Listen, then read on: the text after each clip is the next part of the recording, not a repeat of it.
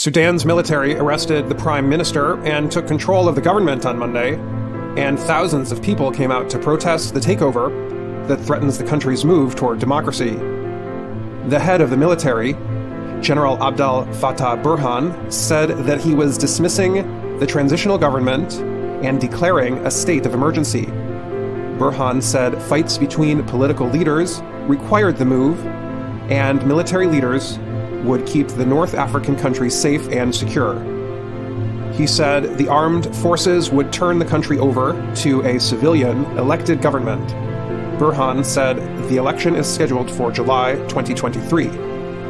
Abdalla Hamdok, a one-time economist and diplomat at the United Nations, became prime minister of the North African country in August 2019. He led the transitional government that was established after protesters forced longtime dictator Omar al-Bashir to leave office 2 years ago. Sudan's information ministry said Hamdok was detained by the military after refusing to issue a statement in support of the takeover. The ministry, which was still under the control of Hamdok's supporters, called Burhan's announcement a military coup and urged resistance. The Associated Press reported that thousands of people took to the streets to protest the military action in the capital of Khartoum. Protesters could be heard saying, "The people are stronger, stronger, and retreat is not an option." In Omdurman, protesters blocked the streets in support of civilian rule. Iman Ahmed, a 21-year-old protester, told Reuters, "We will defend democracy until the end."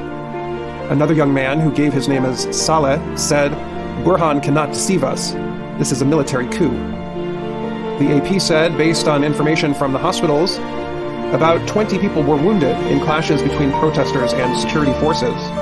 Karine Jean-Pierre, a spokesperson for President Joe Biden, said the United States was deeply alarmed at reports of a military takeover. She said the U.S. called for the immediate release of the Prime Minister and other officials. The African Union, the Arab League, the European Union, and the United Nations all said Sudan's political leaders should be released and human rights respected.